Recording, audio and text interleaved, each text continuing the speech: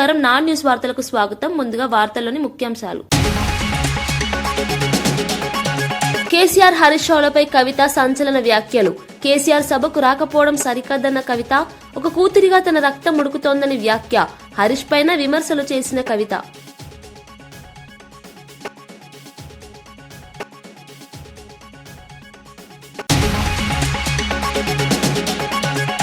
మాజీ సర్పంచుల బిల్లులు చెల్లించక ఇబ్బందులు సృష్టిస్తున్నారని రఘునందన్ రావు ఆరోపణ. అభివృద్ధి పనులకు అప్పులు తెచ్చిన సర్పంచులకు అన్యాయం, గ్రామ పాలనను నిర్వీర్యం చేస్తుందని రఘునందన్ విమర్శ. పెండింగ్ బిల్లులు వెంటనే విడుదల చేయాలని డిమాండ్.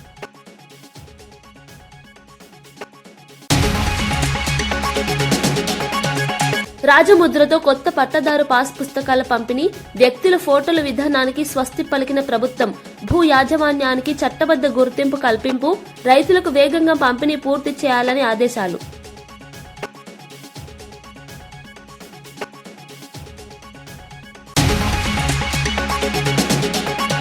ప్రతిపక్షాన్ని మాట్లాడనివ్వడం లేదన్న హరీష్ రావు, మైక్ కట్ ప్రజాస్వామ్యంపై దాడి అని వ్యాఖ్య. ప్రతిపక్షాన్ని మాట్లాడనివ్వడం లేదన్న హరీష్ రావు, మైక్ కట్టు ప్రజాస్వామ్యంపై దాడి అని వ్యాఖ్య.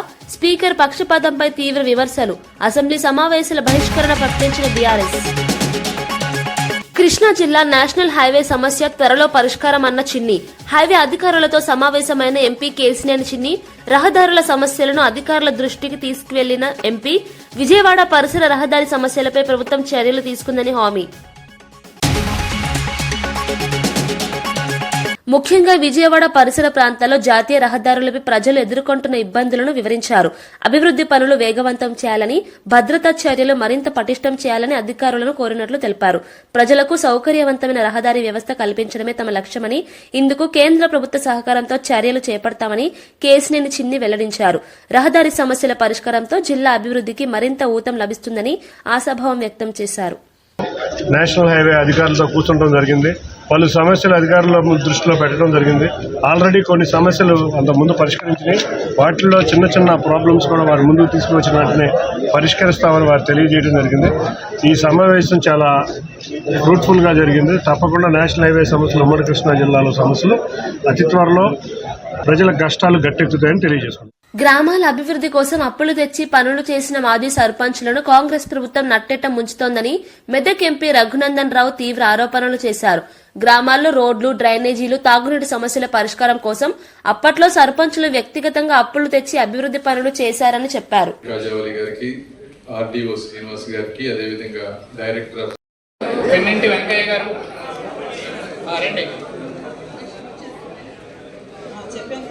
శివశంకరరావు గారు పిన్నింటి రండి. శివశంకరరావు వట్టి చెరుకూరులో అనంతవరపాడు వట్టి చెరుకూరు గారికి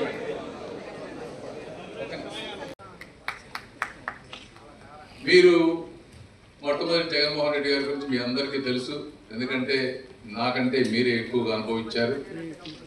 ఆ పాస్ పుస్తకాల మీద వారి బొమ్మ ఉన్నప్పుడు ఎంతో మంది బాధపడినటువంటి విషయం. అంటే పాస్ పుస్తకాలు మార్చడమే కాదు, ఆ రోజున సర్వే రాళ్ల కోసం దాదాపుగా 680 కోట్ల రూపాయలు, అదేవిధంగా ఈ పాస్ పుస్తకాలు మార్చడం కోసం, అంటే వారి బొమ్మ వేసుకోవడం కోసం 15 నుంచి 20 కోట్లు దాదాపు సుమారుగా మొత్తం 700 కోట్ల రూపాయలు ఖర్చు పెట్టారు. 700 కోట్ల రూపాయల ప్రజాధనాన్ని కేవలం ఒక వ్యక్తి, అంటే ఆయనే శాశ్వతం అనుకొని ఆ విధంగా వేసిన విధానం. 700 కోట్ల రూపాయలతో ఎన్ని అభివృద్ధి చేశారు. ఎప్పుడు మెడికల్ కాలేజెస్ ఇవన్నీ అడుగుతారు. 2-3 మెడికల్ కాలేజీలు అయిపోయి, గ్రామాల్లో కొన్ని 100 గ్రామాల్లో రోడ్లు అయ్యాయి. సో రకరకాలుగా చేయొచ్చు. అయినప్పటికీ వారు చేశారు. ఏదేమైనప్పటికీ ఈ రోజున మళ్ళీ గౌరవ ముఖ్యమంత్రి గారు చంద్రబాబు నాయుడు గారు దీన్ని ఈ విధానం కాదు, వ్యక్తులు శాశ్వతం కాదు,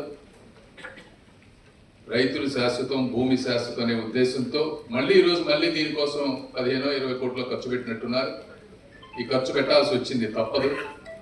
ఈ ఖర్చు పెట్టడం ఇది ఒక విధానం. ఈ రోజున అందరికి ఇవ్వటం అనేది, అవేర్నెస్ చేయటం అనేది.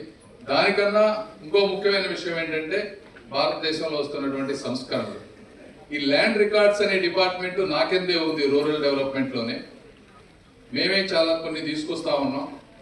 అయితే నేను రాకముందే ఈ సర్వే రీసర్వే చేయాలనేటువంటిది ఒక ఆలోచన చేసి ఈ విధంగా ప్రతి గ్రామంలో ప్రతి భూమికి చిన్న చిన్న ఇష్యూలు ఉన్నాయి కాబట్టి వీటిని శాశ్వతంగా అంటే 70-80 సంవత్సరాల క్రితం బ్రిటిష్ వారు సర్వే చేసి ఇచ్చినటువంటి హద్దులవి. అయితే ఇప్పుడు లేటెస్ట్ టెక్నాలజీస్ వచ్చినాయి. టెక్నాలజీ ఏంటి? ఒకటి డ్రోన్స్ వచ్చినాయి, పైన డ్రోన్ ద్వారా సర్వే చేయటం.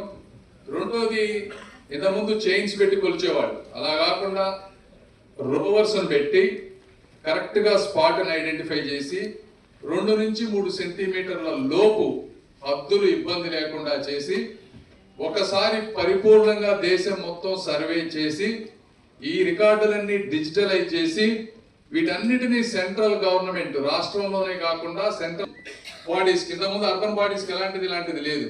ఇవి 2 ప్రోగ్రామ్స్ తీసుకొచ్చి గ్రామాల్లో ఇవన్నీ చేయబట్టి మా డిపార్ట్మెంట్ ఆంధ్రప్రదేశ్ ఇందులో నంబర్ 1 గా ఉంది. 490 కోట్ల రూపాయలు మనం ఇది చేయడం వల్ల, ఈ గ్రామాల్లో ఈ సర్వే చేయడం వల్ల రాష్ట్రానికి ఇన్సెంటివ్ గా కూడా డబ్బులు తీసుకున్నాం. మనం వేరే రాష్ట్రం ఏది కూడా ఇంతవరకు ముందుకొచ్చి ఇంత అద్భుతంగా చేయలేదు. అయితే ప్రభుత్వం మారిన తర్వాత ఆ బిల్లులను విడుదల చేయకుండా సర్పంచ్లను ఆర్థికంగా ఇబ్బందులకు గురి చేస్తున్నారని విమర్శించారు. అభివృద్ధి పనులు చేసిన వారిని ఆదుకోవాల్సిన బాధ్యత ప్రభుత్వానిదేనని ఆయన గుర్తు చేశారు. గ్రామ స్థాయిలో పాలనను నిర్వీర్యం చేసే విధంగా ప్రభుత్వం వ్యవహరిస్తోందని మండిపడ్డారు. వెంటనే పెండింగ్ బిల్లులు చెల్లించి మాజీ సర్పంచ్లకు న్యాయం చేయాలని డిమాండ్ చేశారు. ఈ అంశంపై గ్రామీణ ప్రాంతాల్లో తీవ్ర అసంతృప్తి నెలకొందన్నారు. సర్పంచ్లకు రావాల్సినటువంటి పెండింగ్ బిల్లులు లేదా గ్రామ పంచాయతీ పరిధి లోపల గత ప్రభుత్వ హయాంలో పనిచేసినటువంటి సర్పంచ్లకు రావాల్సినటువంటి బిల్లుల మీద నిజాయితీ ఉంటే ఈ రాష్ట్ర ముఖ్యమంత్రి గారు చర్చ పెట్టాలి. ఏమంటారు? అసెంబ్లీ స్టార్ట్ కాగానే ఎన్ని రోజులైనా చర్చిస్తాం, ఎన్ని సమస్యలైనా చర్చిస్తాం, కానీ అసలు సమస్య మాట్లాడుకున్నాడు పక్కకు పెట్టి వ్యక్తిగతంగా బూతులు తిట్టుకునే కార్యక్రమానికి అసెంబ్లీని వేదిక చేయొద్దని రాష్ట్ర ప్రభుత్వానికి ప్రతిపక్ష నాయకులకు ఇద్దరు కూడా నేను అప్పీల్ చేస్తా ఉన్నా. వేడుకలు చేయడానికేమో 1000 కోట్లు ఖర్చు పెడతారు, ఫ్యూచర్ సిటీ కట్టేదానికేమో 1,00,000 కోట్లు అని చెప్తారు. సర్పంచ్కి 10 లక్షలు బిల్లు ఇయ్యరా బాబు అంటే సర్పంచ్లకు బిల్లులు ఇచ్చేటువంటి స్తోమత లేకుండా కాంగ్రెస్ ప్రభుత్వం పోతా ఉంది. ఇది దురదృష్టకరం. ఈ సీజన్లో యూరియా కొరత లేదని వ్యవసాయ శాఖ మంత్రి తుమ్మల నాగేశ్వరరావు స్పష్టం చేశారు. కొన్ని యూరియా కేంద్రాల్లో రైతులు ఆతృతతో షాపులు తెరవకముందే లైన్లలో నిలబడుతున్నారని, దాన్ని కొందరు కావాలని రాజకీయంగా మలుస్తున్నారని ఆరోపించారు. ప్రభుత్వ గోదాములు, డీలర్ల వద్ద అవసరమైనంత యూరియా నిల్వలు ఉన్నాయని తెలిపారు. రైతులు ఆందోళన చెందాల్సిన అవసరం లేదని, వ్యవసాయ శాఖ పరిస్థితిని నిరంతరం పర్యవేక్షిస్తుందన్నారు. యూరియా పంపిణీ విషయంలో ఎక్కడైనా ఇబ్బందులుంటే అధికారుల దృష్టికి తీసుకురావాలని కోరారు. రైతుల అవసరాలకు అనుగుణంగా సరఫరా కొనసాగుతుందని హామీ ఇచ్చారు. యూరియా అంశాన్ని రాజకీయం చేయడం సరికాదని మంత్రి హెచ్చరించారు. ద్వారా యూరియా ఈ రాష్ట్ర రైతాంగానికి సప్లై చేయడానికి రాష్ట్ర ప్రభుత్వం సిద్ధంగా ఉంది. ఈ రోజు కూడా ఇంకా 2 లక్షల టన్నులు బఫర్ స్టాకు ఈ రాష్ట్రంలో మార్కెట్ దగ్గర ఉంది అధ్యక్ష. కాబట్టి ఎక్కడో 15-20 వేల సెంటర్లలో 2-3 సెంటర్లలో రైతులు ఆదుర్దాపడో లేకపోతే కావాలనో షాప్ ఓపెన్ చేయకముందే వెళ్ళి క్యూలో నుంచుంటే దాన్ని రాజకీయం చేసి పబ్బం గడుపుకోవాలంటే అది సాధ్యం కాదు. మూసీ నది సుందరీకరణ ప్రాజెక్టును 5 జోన్లుగా విభజించినట్లు మంత్రి శ్రీధర్ బాబు వెల్లడించారు. తొలి విడతగా 21 కిలోమీటర్ల మేర చేపట్టే పనులకు 4 వారాల్లో డీపీఆర్ సిద్దం చేస్తామని తెలిపారు.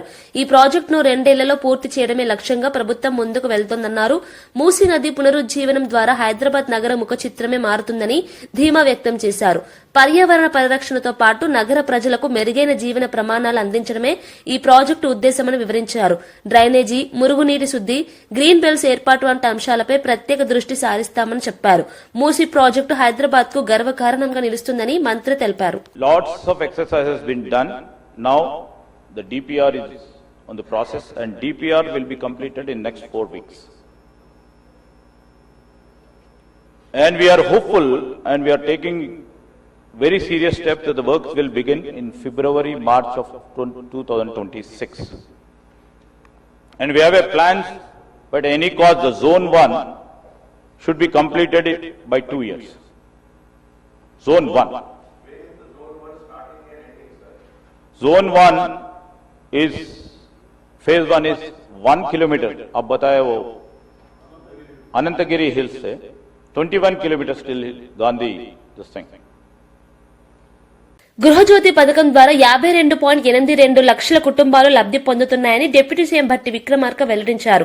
200 యూనిట్ల వరకు ఉచిత విద్యుత్ అందించే ఈ పథకం ద్వారా రాష్ట్ర ప్రభుత్వం ఇప్పటి వరకు 3,593.17 కోట్లను విద్యుత్ సంస్థలకు చెల్లించిందని శాసన మండలిలో తెలిపారు. ఎస్పీడీసీఎల్ పరిధిలో 25.35 లక్షల కుటుంబాలు, ఎన్పీడీసీఎల్ పరిధిలో 27.46 లక్షల కుటుంబాలు లబ్ధి పొందుతున్నాయని వివరించారు. పేద మధ్య తరగతి కుటుంబాలపై విద్యుత్ భారం తగ్గించడమే ప్రభుత్వ లక్ష్యమన్నారు. సంక్షేమ పథకాలను ఆర్థిక క్రమశిక్షణతో అమలు చేస్తున్నామని స్పష్టం చేశారు. గృహజ్యోతి పథకం ప్రజల్లో మంచి స్పందన పొందుతోందని తెలిపారు. ఇప్పుడున్నటువంటి ప్రభుత్వం ఈ 200 యూనిట్ల వరకు పెద్ద ఎత్తున రాష్ట్ర వ్యాప్తంగా అమలు చేస్తున్నటువంటి మాట వాస్తవం అధ్యక్ష. ఒక కుటుంబాన్ని యూనిట్గా తీసుకొని ఇస్తున్నాం కాబట్టి మహిళలందరికీ వర్తిస్తున్నట్టే ఇది 200 యూనిట్ లోపల వాడకందారులందరికీ.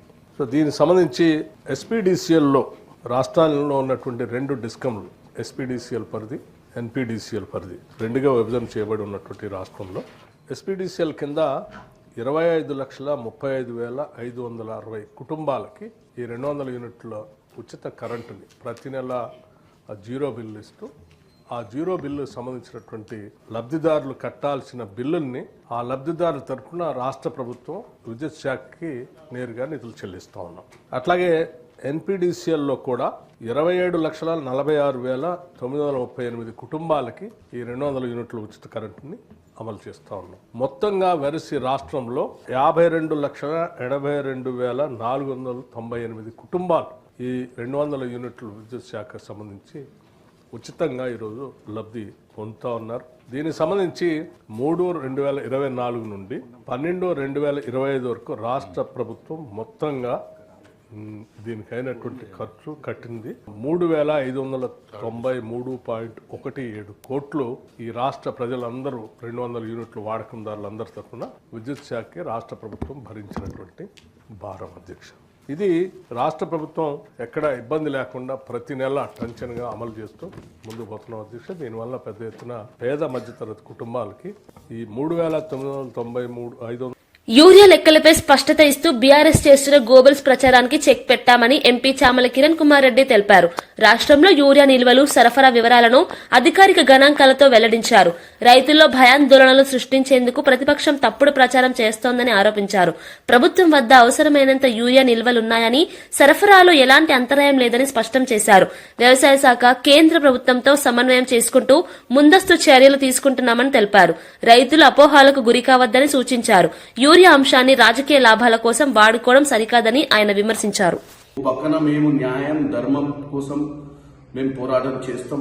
మాకు పోరాట పటిమ ఉంది అని చెప్తాం. చేయండి పోరాటం. ప్రజా సమస్యల మీద, వాస్తవాల మీద పోరాటం చేయండి. మీరేదైతే మీ బావగారు గోదావరి, కృష్ణా జలాల మీద తప్పుడు ప్రచారం, మీరు ఈరోజు వచ్చి ఆఖరికి రైతుల యూరియా మీద తప్పుడు ప్రచారం చేసే ప్రయత్నం చేస్తున్నారు. ఓ పక్కన యూరియా మీద మాట్లాడుతున్నారు, ఇంకో పక్కన కాంగ్రెస్, బీజేపీ కలిసి బీఆర్ఎస్ పార్టీని భూస్థాపితం చేయాలనుకుంటున్నారు. తెలంగాణ ప్రజలకు తెలుసు ఎవరిని ఎవరు భూస్థాపితం చేయాలనుకుర్రో. ఎవరికి 8 పార్లమెంటు సీట్లు ఇప్పించి గుండు సున్నా కావాలని వాళ్ళంతా వాళ్ళు అవయదానం చేసి పార్టీలో గుండు సున్నా తెచ్చుకున్నారు. కాబట్టి నేను ఒకటే చెప్తున్నా, ఈ రోజు కూడా మీకు యూరియా గురించి నేను, ఎందుకంటే మీరు తప్పుడు ప్రచారం చేస్తున్నారు కాబట్టి తెలంగాణ సమాజం ముందు ఒక పార్లమెంట్ సభ్యునిగా వాస్తవాలు పెట్టదలుచుకున్నాం. యూరియా కోసం మేము రోజు పోరాటం చేసినాం.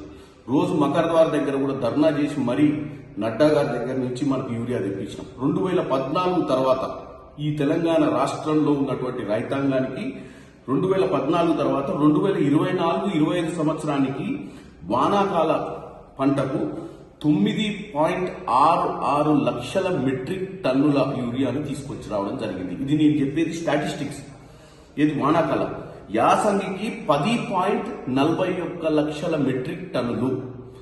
ఈ 24-25కు సంబంధించిన వానాకాలానికి, యాసంగికి మొత్తం 2014 నుంచి 2025-24 బలహీన వర్గాల అభివృద్ధికి సమగ్ర ప్రణాళికతో ప్రభుత్వం ముందుకు వెళ్తోందని మంత్రి పొన్నం ప్రభాకర్ తెలిపారు. బీసీ, ఎస్సీ, ఎస్టీ వర్గాల విద్యకు ప్రభుత్వం అత్యున్నత ప్రాధాన్యత ఇస్తుందని స్పష్టం చేశారు. త్వరలో బీసీ ప్రజాప్రతినిధులతో ప్రత్యేక సమావేశం ఏర్పాటు చేసి వారి సమస్యలు, సూచనలు తీసుకుంటామని చెప్పారు. ఆత్మగౌరవ భవనాల అంశంపై కూడా త్వరలో నిర్ణయం తీసుకుంటామని వెల్లడించారు. బలహీన వర్గాలు ఆర్థికంగా, సామాజికంగా ఎదగడమే ప్రభుత్వ లక్ష్యమని తెలిపారు. సంక్షేమ పథకాలు కేవలం ప్రకటనలకే పరిమితం కాకుండా క్షేత్రస్థాయిలో అమలు అయ్యేలా చర్యలు తీసుకుంటున్నామని చెప్పారు. ప్రతి వర్గానికి న్యాయం జరిగేలా ప్రభుత్వం బాధ్యతగా పనిచేస్తోందని మంత్రి పొన్నం ప్రభాకర్ పేర్కొన్నారు. కేటాయించినమాట వాస్తవమే, కానీ స్థలాలను అభివృద్ధి చేసుకోవడానికి కూడా కోట్లాది రూపాయలు అవసరమయ్యేటువంటి పరిస్థితి స్థలాలు ఉన్నాయి. నెంబర్ 1. అయినప్పటికీ వాటిని ఆ స్థలాల కేటాయింపు పట్ల వెల్కమ్ చేస్తూనే తప్పకుండా SDF కింద నిధులు కేటాయించినటువంటి పేపర్ వరకే పరిమితమైంది. ₹1 కూడా వర్గాలు ఒక గొల్ల కుర్మకు సంబంధించినటువంటి వాళ్ళు గౌరవ మాజీ శాసనమండలి సభ్యుడు ఎగ్గెమల్లేశం గారు స్వయంగా నిధులు చేసుకొని కట్టుకోవడం తప్ప ప్రభుత్వ పరంగా ఎక్కడ కూడా ₹1 గతంలో పేపర్ వరకే పరిమితమైనటువంటి మాట యావత్ తెలంగాణ ప్రజలకు, కుల సంఘాలకు కూడా తెలుసు. మేము ఈ ప్రభుత్వం ఏర్పడ్డ తర్వాత బలహీన వర్గాల శాఖ మంత్రిగా అన్ని కుల సంఘాలకు సంబంధించిన సమావేశాలు ఏర్పాటు చేసుకొని వాళ్ళ ద్వారా వాటికి సంబంధించిన ఒక విశ్వాసం కలిగజేసే విధంగా ప్రణాళికలు తీసుకొని పోతా ఉన్నాం. వాస్తవంగా కొంత బడ్జెట్కు సంబంధించినటువంటి ఆర్థికపరమైన ఇబ్బందులు ఉన్నప్పటికీ బడ్జెట్ కేటాయింపులు, దాని తదుపరి ప్రైమరీగా ఎడ్యుకేషన్తో పాటుగా ఈ యొక్క అసోసియేషన్ సంఘాలకు సంబంధించినటువంటి స్కిల్ డెవలప్మెంట్ కావచ్చు, ఇతరత్ర ప్రోగ్రామ్స్ తీసుకోవడానికి చేసుకుంటున్నాం. దానికి సంబంధించి ఎక్కడ కూడా ప్రభుత్వం, మీరు వాళ్ళు చెప్తా ఉన్నారు బలహీన వర్గాలకు న్యాయం జరగాలి, బలహీన వర్గాలకు సంబంధించి 100% ఈ ప్రభుత్వం కాంగ్రెస్ పార్టీ సామాజిక న్యాయానికి కట్టుబడి ఉంది.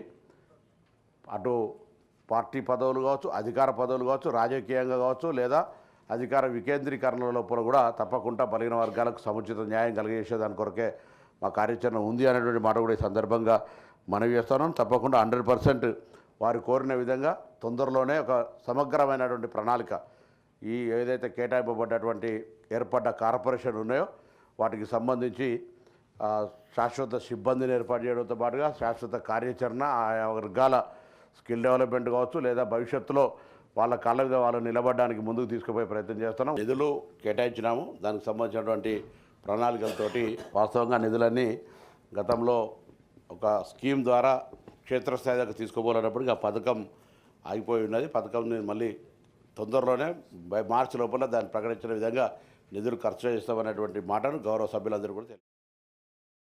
కేసీఆర్ ను ముఖ్యమంత్రి రేవంత్ రెడ్డి విమర్శిస్తున్న తీరు తనకు తీవ్ర ఆవేదన కలిగిస్తోందని తెలంగాణ జాగృతి అధ్యక్షురాలు కల్వకుంట్ల కవిత అన్నారు. కేసీఆర్ చేసిన త్యాగం, ఉద్యమ ఫలితంగానే తెలంగాణ రాష్ట్రం ఏర్పడిందని ఆమె గుర్తు చేశారు. అసెంబ్లీకి కేసీఆర్ వచ్చి ఆరోపణలు చేసే వారి నోర్లు మూయించాలని కోరారు. సభలో బబుల్ షూటర్లతో సమాధానాలు చెప్పడం వల్ల ప్రజలకు నిజాలు అర్థం కావడం లేదని వ్యాఖ్యానించారు. అక్రమాలకు పాల్పడిన వారిని డెప్యూటీ ఫ్లోర్ లీడర్లుగా నియమించడం దురదృష్టకరమన్నారు. కేసీఆర్ అసెంబ్లీకి రాకపోతే పార్టీని ఎవ్వరూ కాపాడలేరని తీవ్ర వ్యాఖ్యలు చేశారు. తెలంగాణ రాజకీయాల్లో జరుగుతున్న పరిణామాలపై ఆమె వ్యాఖ్యలు ప్రాధాన్యత సంతరించుకున్నాయి. 10 ఏళ్ల బీఆర్ఎస్, 2 ఏళ్ల కాంగ్రెస్ లో కూడా పాలమూరు రంగారెడ్డి ప్రాజెక్ట్ అనేటటువంటిది 1 ఎకరానికి కూడా నీళ్లు ఇవ్వలేకపోయినటువంటి మాట 100% వాస్తవం. అయితే 10 సంవత్సరాలు బీఆర్ఎస్ ఈ ప్రాజెక్టు సాగదీసిందని చెప్పి నిన్న గౌరవ ముఖ్యమంత్రి గారు ఏవైతే విమర్శలు చేసినారో అవి మాత్రం నేను తీవ్రంగా ఖండిస్తా ఉన్నాను. ఎందుకంటే ఒక ఉద్యమ నాయకుడిని పట్టుకొని టెర్రరిస్ట్ కసబ్తో కంపేర్ చేస్తూ ఒకసారి ఉరేయాలి, రాళ్లతో కొట్టాలి అనేటటువంటి మాటలు ఏవైతే మాట్లాడిందో అది ముఖ్యమంత్రి పదవిలో ఉన్నటువంటి వ్యక్తులు మాట్లాడే మాటల్లాగా లేవు. దీన్ని మేము చాలా తీవ్రంగా ఖండిస్తా ఉన్నాం. మరి ప్రత్యేకించి నేను కేసీఆర్ గారు బిడ్డగా రేవంత్ రెడ్డి గారు అట్లాంటి మాటలు మాట్లాడుతూ ఉంటే నా రక్తం మరిగిపోతా ఉంది. ఎందుకోసం అంటే చేసినటువంటి ఉద్యమం, చేసినటువంటి త్యాగం, వచ్చినటువంటి రాష్ట్రం డెఫినెట్ గా కేసీఆర్ గారి ఉద్యమ ఫలితమే. మరి వాళ్ళ అదే రాష్ట్రానికి ముఖ్యమంత్రి అయినటువంటి వ్యక్తి కేసీఆర్ గారి చిత్తశుద్ధిని శంకిస్తా ఉంటే నేను రిక్వెస్ట్ చేస్తా ఉన్నాను, కేసీఆర్ గారే డైరెక్ట్ గా హౌస్ కు వచ్చి మరి ఇటువంటి ఆరోపణలు చేసేటటువంటి వాళ్ళ నోర్లన్నీ మూతపడేలాగా చేయాలి. ఎందుకంటే సోర్స్ జూరాల నుంచి శ్రీశైలం ఎందుకు మార్చారు అనేది కేసీఆర్ గారికే బాగా తెలుసు. అట్లా కాకుండా ఈ బబుల్ షూటర్స్ గా చెప్పుకునేటటువంటి వాళ్లకు డిప్యూటీ ఫ్లోర్ లీడర్ పదవులు ఇచ్చి మరి వారితో జవాబు చెప్పిద్దామంటే ప్రజలకైతే విషయం అర్థం కాదు, మ్యాటర్ పోదు. మరి బబుల్ షూటర్ల వల్లనే ఈ ట్రబుల్ అంతా వచ్చింది. ఈ బబుల్ షూటర్ల వల్లనే మొదటి ప్యాకేజ్ దెబ్బపడ్డది. ఈ బబుల్ షూటర్ వల్లనే పాలమూరు రంగారెడ్డి లాంటి ప్రాజెక్టులు చాలా పెద్ద ఎత్తున ఇబ్బంది పడ్డాయి. మళ్ళా వాళ్ళకే పెత్తనం ఇచ్చి, వాళ్ళకే డిప్యూటీ లీడర్లు ఇచ్చి మరి అసెంబ్లీకి కేసీఆర్ గారు రాకపోతే మాత్రం బీఆర్ఎస్ పార్టీని ఆ భగవంతుడు కూడా కాపాడలేడు. In the interest of the people of Telangana KCR గారు వస్తే బాగుంది. ఎందుకు మాటలు పడాలి?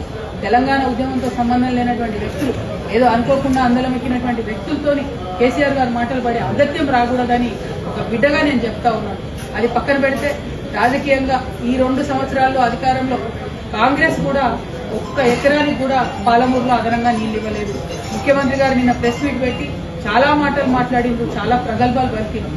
నిజంగా మీరు పాలమూరు బిడ్డ అయి ఉంటే సరే, పాలమూరు రంగారెడ్డికి రకరకాల లీగల్ కాంప్లికేషన్స్ ఉండొచ్చు. ప్రతిపక్షంగా ముఖ్యమంత్రిని విమర్శిస్తే అసెంబ్లీలో మైక్ ఇవ్వకపోవడం ప్రజాస్వామ్యానికి విరుద్దమని మాజీ మంత్రి జగదీష్ రెడ్డి మండిపడ్డారు. సభకు ముఖ్యమంత్రి పొగడ్తలు చెప్పేందుకు రాలేదని, ప్రజల తరఫున ప్రశ్నలు అడగడానికే వచ్చామని స్పష్టం చేశారు.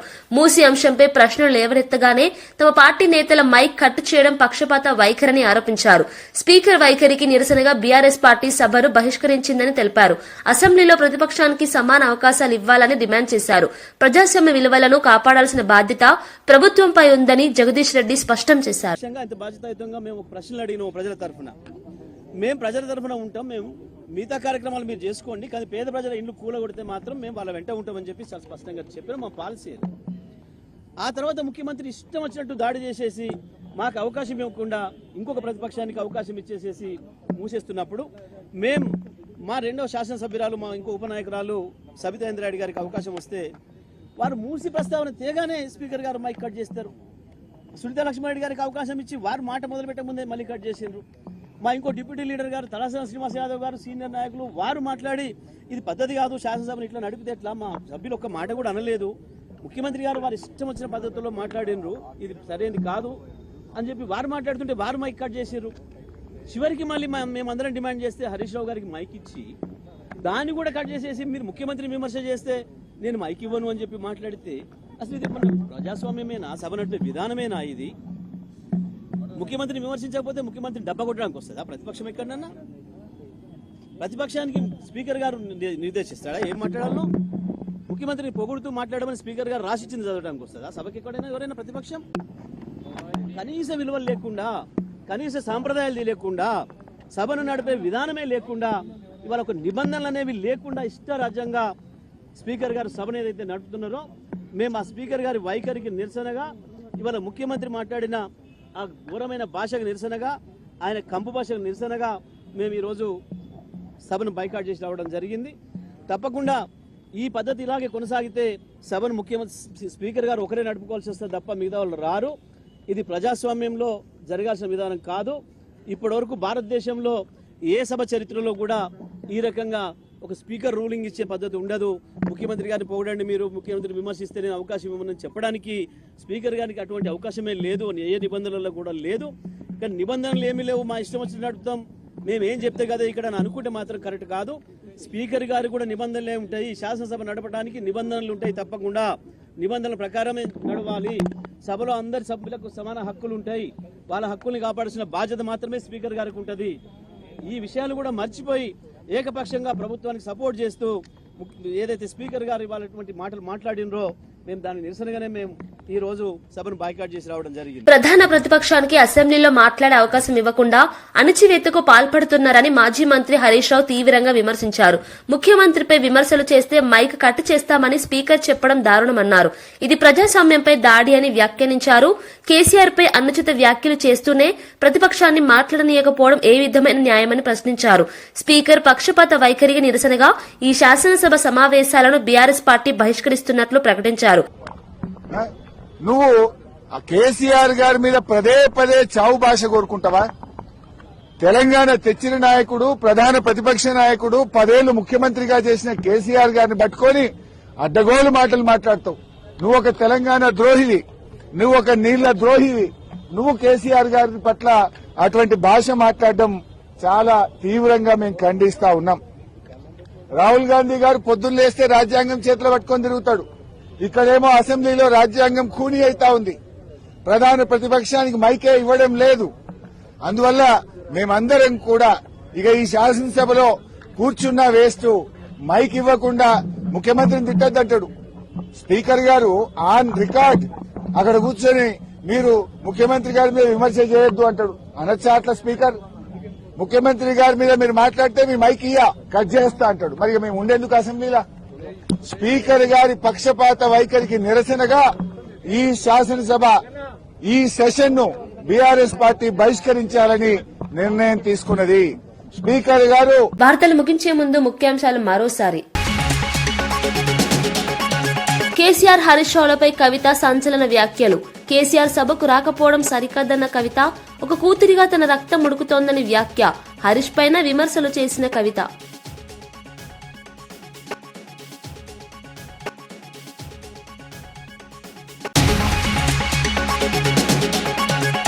మాజీ సర్పంచుల బిల్లులు చెల్లించక ఇబ్బందులు సృష్టిస్తున్నారని రఘునందన్ రావు ఆరోపణ. అభివృద్ధి పనులకు అప్పులు తెచ్చిన సర్పంచులకు అన్యాయం, గ్రామ పాలనను నిర్వీర్యం చేస్తుందని రఘునందన్ విమర్శ. పెండింగ్ బిల్లులు వెంటనే విడుదల చేయాలని డిమాండ్.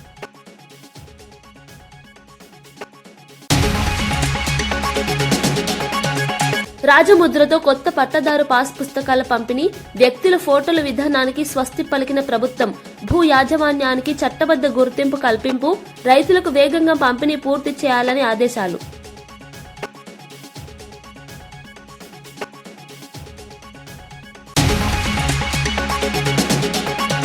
ప్రతిపక్షాన్ని మాట్లాడనివ్వడం లేదన్న హరీష్ రావు, మైక్ కట్ ప్రజాస్వామ్యంపై దాడి అని వ్యాఖ్య. ప్రతిపక్షాన్ని మాట్లాడనివ్వడం లేదన్న హరీష్ రావు, మైక్ కట్ ప్రజాస్వామ్యంపై దాడి అని వ్యాఖ్య. స్పీకర్ పక్షపాతంపై తీవ్ర విమర్శలు. అసెంబ్లీ సమావేశాల బహిష్కరణ ప్రకటించిన బీఆర్ఎస్. కృష్ణా జిల్లా నేషనల్ హైవే సమస్య త్వరలో పరిష్కారం అన్న చిన్ని. హైవే అధికారులతో సమావేశమైన ఎంపీ కేసినేని చిన్ని. రహదారుల సమస్యలను అధికారుల దృష్టికి తీసుకువెళ్లిన ఎంపీ. విజయవాడ పరిసర రహదారి సమస్యలపై ప్రభుత్వం చర్యలు తీసుకుందని హామీ. ఇవి ఈనాటి వార్తా విశేషాలు. మరో బులెటిన్లో మళ్లీ కలుద్దాం. నమస్కారం.